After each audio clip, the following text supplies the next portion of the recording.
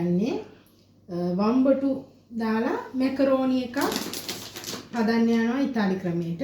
මේ තියෙන්නේ අවශ්‍ය කරන ඉන්ග්‍රීඩියන්ට් මේ අවශ්‍ය කරන ද්‍රව්‍ය මේ තියෙන්නේ තක්කාලි සෝස් එක, මේක මැකරෝනි එක, මේ චීස් කුඩු, මේක ටූනා ෆිෂ් එක, මේ සුදු ලුණු බිග් දෙකක්, ඔලිව් ඔයිල් ටිකක්, ඔයාලට ඔලිව් ඔයිල් නැත්තම් වෙන තෙල් జాතියක් වුණත් ගන්න පුළුවන්, මොසරෙල්ලා. මේ ටික තමයි ප්‍රධාන වශයෙන්ම අවශ්‍ය වෙන්නේ. දැන් අපි මේකට ඔලිව් තෙල් ටිකක් දාලා තෙල් එක රත් වුණාට පස්සේ අපි කපාගත්තු මේ විදිහට කපාගත්තු මේ වම්බටු ටික මේ තාච්චියට දාලා මේක වෙනම බෙදෙන්න අරිනවා. මේක තෙල් ටික රත් වෙනකන් අපි අනිත් එකේ මේ තක්කාලි සෝස් එක හදා ගන්න ඕනේ. ඒකට දැන් මේ හට්ටිය ටික රත් වුණාම මේකෙන් ඔලිව් තෙල් ටිකක් දාලා සුදු ලුණු බිකක් දාලා දැන් මේ වම්බොටු ටික මේ විදිහට බැදෙද්දී අපි මේකට මේ ඔලිව් තෙල් ටිකක් දාලා තියෙන්නේ පොඩ්ඩයි දාන්නේ. ඒකට සුදු ලුණු ගෙඩියක් දාලා ඒක පොඩ්ඩක් බැදෙන්න අරිනවා රන්වන් පාට වෙනකන්. වම්බොටු ටික බැදෙනකන් අපි මේ මොසරෙල්ලා දෙක මෙහෙම කොටුවට කපා ගන්නවා. මේක අවශ්‍ය වෙන පස්සේ දැනට මේක කපා ගන්නවා. දැන් අපිට සුදු ලුණු එක රන්වන් පෑවේගෙන ඉන්නේ. එතකොට අපි දානවා ටූනා ෆිෂ් එක. දැන් මේ සුදු ලුණු එක මේ රන්වන් පෑවේගෙන තියෙන්නේ. අපි දැන් මේකට දානවා ටූනා ෆිෂ් එක. ඒකේ තියෙන තෙල් ටිකක් පොඩ්ඩක් අයින් කරගෙන ඒක දාන්න. ඒක මූණ ටිකේ බලාගෙන දානකොට දාන්න.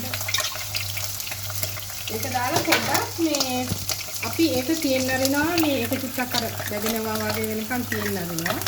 ඊට පස්සේ මේකට දානවා අපේ සෝස් එක. මම මේ සුගෝ එක හදාදී සුක්කට කෑල්ලක් දානවා. ඔයාලා කැමති නම් විතරක් දාගන්න. මම දැන් සැමන් එක මේ අර ලිකේ බැදෙනවා.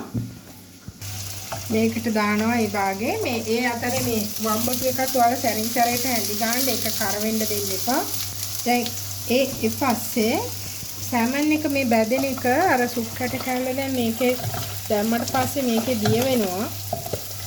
දිය වුණාම ඔයාලගේ අර සුග බෝතලේ මේ තක්කාලි සෝස් එක එකට අපි ඉතාලියෙන් කියන්නේ සුගෝ කියලා මට ඒක කියවෙනවා. සුග බෝතලේ එක මේකට හලනවා. හලන දැම්මා අපි දැන් බෝතලේ හොදලා පොඩ්ඩක් ඒකක් දානවා. මොකද ගොඩක් බෝතලේට ඇරිලා තියෙන්නේ. මේ සෝස් එක දාලා ඉවරුනහම තක්කාලි එක දාලා ඉවරුනහම මෙහෙම කවලම් කරලා මේක වහලා තියන්න පැය භාගයක් විතර. ඒ අතරතුර මේ වම්බටු එක මේක බැදෙනවා. මේ බැදුනහම පැත්තකට කරලා තියන්න. අර සෝස් එක ඔහොමම එහෙම වහලා තියන්න පැය භාගයක් වගේ අඩු ගින්දරේ. ඊට පස්සේ මේ ටික මම කියන්නම්. ඒ අතරතුර අපි මේ වම්බටු එකට චූට්ටක් නිකන් අර ලුණු රහට වගේ ඉන්න මේ ලුණු ටිකක් ගහගත්තා. ඔයාලා කැමති නම් මේ අර අපි හදාගත්තු සූප් මේ සෝස් එකට ඔයාලා දාන්න මේ මිරිස් කෑලි මිරිස් ටිකක්. ඔයාලා දැවිල්ලට කන්න ආන්තන. ඒක මුකුත් වෙන්නේ රහත් වෙන්නේ නැහැ. මම අපේ බබාලා කන්නේ කිහිල්ල දාන්නේ නැහැ. ඔයාලා දාගන්න. දැන් වම්බටු එක ගාන්ට මේ බැදිලා තියෙන අර චිලි ෆුඩ්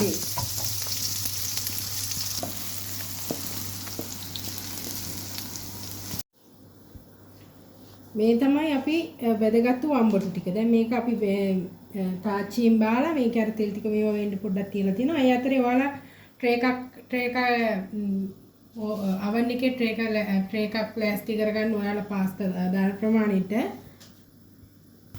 දැන් අපේ මේ සෝස් එක මෙන්න මේ විදිහට තමයි මේ විනාඩි 20ක් විතර යද්දි තියෙන්නේ. ඒ අතරතුර ඔයාලා පාස්තා හදා මේ මැකරෝනි ටික තඹ ගන්න වතුර එකක් තියලා තියන්න මේ ප්ලාස්ටික් කරලා.